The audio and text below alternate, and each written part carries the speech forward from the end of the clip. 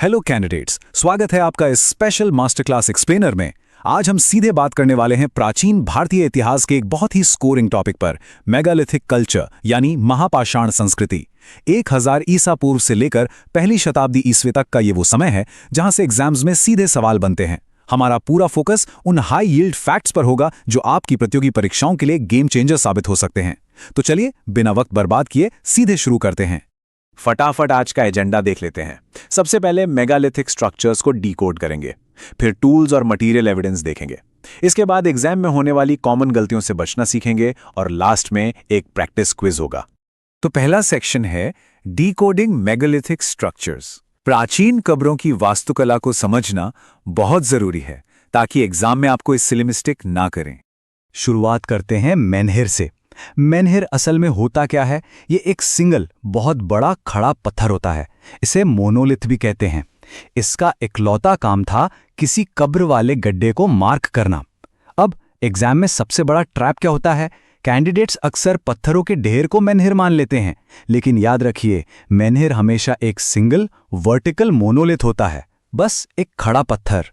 अब कैन और डोलमेन का फर्क समझते हैं। ये बहुत बार पूछा जाता है। कैन में क्या होता है? एक कब्र के ऊपर बड़े पत्थरों को एक के ऊपर एक रखकर एक ढेर बना दिया जाता है। लेकिन डोलमेन एकदम अलग है। डोलमेन जमीन के ऊपर बनी एक पत्थर की मेज जैसा होता है जिसमें ऊपर एक भारी कैपस्टोन रखा होता है और नीचे उसे सहारा देने वाले ऑर्थोस्टैट्स यानी खंबे होते हैं। अगला क्रूशियल टर्म है सिस्ट बरियल। ये एक ऐसा मेगालिथिक मकबरा है जिसका पूरा का पूरा स्ट्रक्चरल चेंबर जमीन के नीचे बनाया जाता है। अब यहाँ ध्यान देने वाली बात यह है कि जहाँ डोलमेन जमीन के ऊपर बनते हैं, वहीं सिस्ट कब्रें सतह के बिल्कुल नीचे बनाई जाती हैं। ये ऊपर और नीचे वाला जो अंतर है ना, ये आपको एग्जाम में बहुत काम आएगा। चलिए अब मेगालिथिक स्ट्रक्चर्स की पूरी लिस्ट पर नजर डालते हैं। इसमें मेनहिर, सार्कोफेगी यानी पैर वाले ताबूत, डोलमेन, अम्ब्रेला स्टोन्स, स्नेकहुड स्टोन्स और स्टोन सर्कस शामिल हैं। अब मजे की बात यह है कि एग्जामिनर्स अक्सर उन चीजों को ऑप्शन में डालते हैं जिन्हें लोग भूल जाते हैं, जैसे स्नेकहुड स्टोन्स यानी फन के आकार वाले पत्थर और सार्कोफेगी। तो इस पूरी लिस्ट को एकदम रट लीजिए। आगे बढ़ते हैं हमारे दूसरे सेक्शन की तरफ, टूल्स और मटेरियल एविडेंस यानी इनसाइट से हमें मिला क्या क्या है। ये एग्जामिनर्स का फेवरेट एरिया है।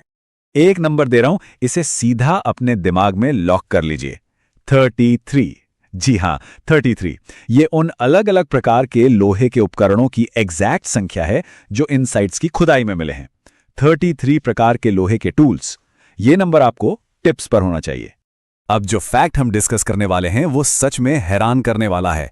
जरा सोचिए, उस जमाने में भी स्टील इंडस्ट्री के सबूत मिले हैं। महाराष्ट्र के माहुरझारी से जो लोहे की कुल्हाड़ी मिली है ना, उसमें 6% तक कार्बन है। इसके अलावा हल्लूर से तीर और भाले मिले हैं और जखेड़ा से लोहे के हल्का फाल मिला है। मतलब उस वक्त की टेक्नोलॉजी कितनी एडवांस रही होगी, है ना? अगर मेगालिथिक कल्चर को सिर्फ 2 चीजों से पहचानना हो तो वो होंगी काले और लाल रंग के बर्तन यानी black and red ware pottery और आंशिक शवाधान यानी पार्शियल बरियल्स। ये इस काल का बिल्कुल गोल्डन रूल है। जब भी एग्जाम में महापाषाण संस्कृति का जिक्र हो, समझ लीजिए ये दोनों विशेषताएं वहां जरूर मौजूद होंगी। अब आते हैं तीसरे और सबसे क्रिटिकल सेक्शन पर, अवॉइडिंग कॉमन एग्जाम पिटफॉल्स। चलिए देखते हैं कि पेपर सेट करने वाले आपको फंसाने के लिए कौन से ट्रिक्स इस्तेमाल करते हैं। सबसे पहला ट्रैप है ज्योग्राफी वाला मिथक। बहुत लोग सोचते हैं कि मेगालिथ्स सिर्फ और सिर्फ साउथ इंडिया में हैं। एकदम गलत। कश्मीर में बुर्ज होम और यूपी की साइट्स ये चीख चीख कर बताती हैं कि ये पूरे उपमहाद्वीप में थे। दूसरा ट्रैप, जोरवे वेयर को ब्लैक एंड रेड वेयर समझ लेना। याद रखिए, जोरवे ताम्रपाषाण यानी चालकुलिथिक काल का है। और तीसरी बात, इस युग में इंस्टीट्यूशनल कॉमर्स यानी संस्थागत व्यापार जैसी कोई चीज एग्जिस्ट ही नहीं करती थी। नंबर्स को लेकर भी बहुत कंफ्यूजन होता है। अब एक और नंबर याद रखिए, 40। ये 40 क्या है? ये दक्षिण भारतीय मेगालिथिक चैम्बर्स के 40 अलग अलग प्रकार हैं जिनकी खोज महान आर्कियोलॉजिस्ट वीडी कृष्णस्वामी ने की थी। इसे उस 33 वाले नंबर के साथ बिल्कुल मिक्स नहीं करना है। तो चलिए इस कंफ्यूजन को यहीं खत्म करते हैं। एकदम क्लियर कंपैरिजन देखिए। 33 है लोहे के उपकरणों की सटीक संख्या और 40 है अलग अलग मेगालिथिक चेंबर प्रकारों की संख्या। कोई डाउट नहीं होना चाहिए इसमें। 33 टूल्स 40 चेंबर्स, बस इसे सेव कर लीजिए। अभी हमने बात की कि इंस्टीट्यूशनल कॉमर्स तो नहीं था, लेकिन कुछ चीजें थीं जो एग्जाम के लिए 100% सही हैं, जैसे कि पशुपालन, खेती, लोहे के उपकरण और घोड़ों का इस्तेमाल। ये सब मेगालिथ से सीधे जुड़े हैं।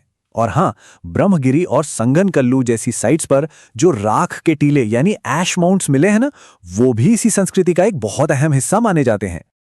और अब हमारा final section, megalithic practice quiz.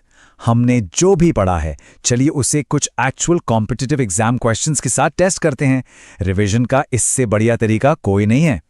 तो पहला सवाल ये रहा, किस मेगालिथिक स्ट्रक्चर में पत्थरों की एक गोलाकार या अंडाकार व्यवस्था होती है जिसे अक्सर अनुष्ठानों के लिए इस्तेमाल किया जाता था?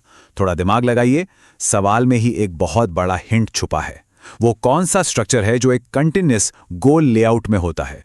बिल्कुल सही जवाब है स्टोन सर्कल। देखिए, स्मार्ट टेस्ट टेकर कैसे सोचते हैं। वो गोलाकार या अंडाकार व्यवस्था जैसे कीवर्ड्स पकड़ते हैं और सीधा सही आंसर पर टिक कर देते हैं। नाम से ही पता चल रहा है ना, स्टोन सर्कल। बढ़ते हैं अगले इंपॉर्टेंट सवाल की तरफ। किस विद्वान ने यह थियरी दी थी कि महापाषाण संस्कृति असल में एक स्थानीय द्रविड़ उत्पत्ति थी? ओरिजिन थियरीज पर बहुत सवाल आते हैं।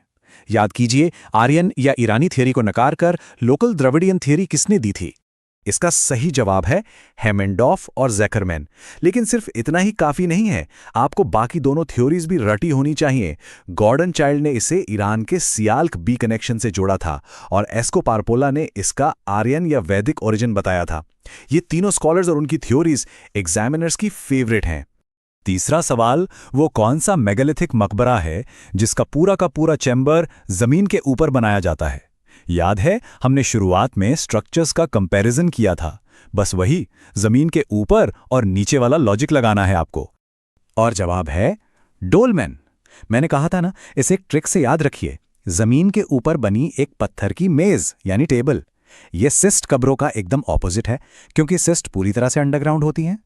हम इस एक्सप्लेनर के बिल्कुल आखिर में आ गए हैं, लेकिन जाते जाते जरा इस बात पर गौर कीजिएगा। अगर 33 तरह के लोहे की टूल्स और 40 अलग अलग चैम्बर सिर्फ एक शुरुआत हैं, तो सोचिए प्राचीन भारत के इन राख की टीलों के नीचे अभी और कितने रहस्य दबे होंगे। हमारा इतिहास सच में एक कभी ना खत्म होने वाली पहेली है। उम्मीद है